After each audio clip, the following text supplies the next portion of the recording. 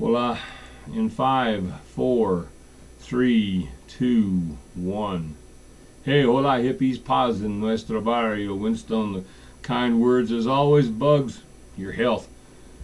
If you were paying attention last Friday, you would have noticed the anniversary had come around again for that bloody day in May of 1970 when the Ohio National Guard members opened fire on a gathering of students at a small, obscure state school in the northern part of the state outside Cleveland, killing 4 and wounding 9 others with random gunfire from more than 100 yards distance from the demonstrators.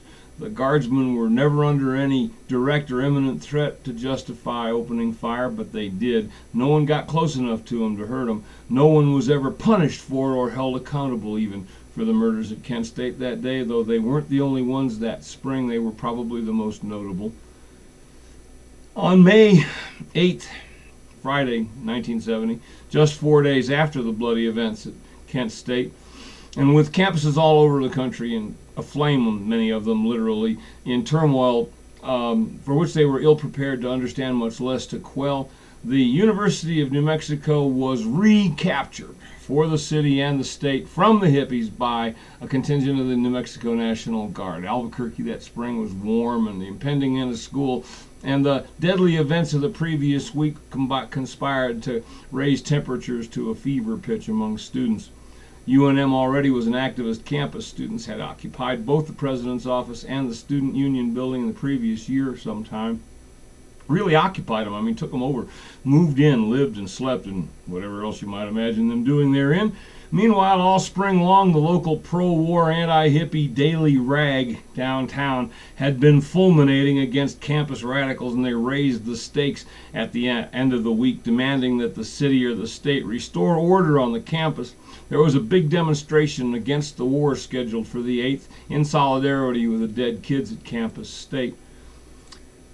That day, coincidentally, of course, the governor and the lieutenant governor both managed to absent themselves from the state, leaving in command a little power-mad martinet who was the captain or the head of the state police, 5'5" or so, with a complex about it. He called out the guard.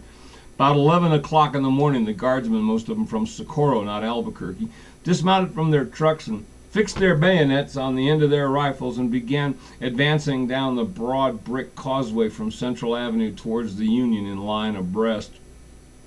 We, or VVAW members, had been deployed as marshals, try to maintain a distance between the crowd and the guard, but we got pushed back into the front line of the crowd by the menacing bayonets. Then suddenly out of the corner of your eye there was a flurry of activity, and I saw a kid collapse on the ground and blood was spurting into the air. He'd gotten bayoneted in the upper leg. A femoral artery had been cut. Another guy and I, he was VVAW too, we got a tourniquet on the kid's leg, and then we made a chair carry out of our arms to carry him to the aid tent. They always had them in those days. The kid was going into shock as we got him out of the crush of the demonstration.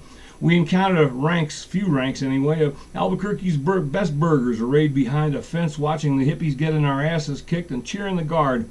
They cursed us and spat at us. The kid had to be hospitalized, but I think suffered no lasting physical injury. I cannot say the same for the psychological consequences of that day, because my esteem for the average American never recovered. But note, hippies, every year on this date, the oligarchs haul out those images from that event to remind us that, yeah, they'll kill you if you piss them off enough, even if you're white. So be careful. I'll see you at the beach. Back to you in Hippie Central, Winston.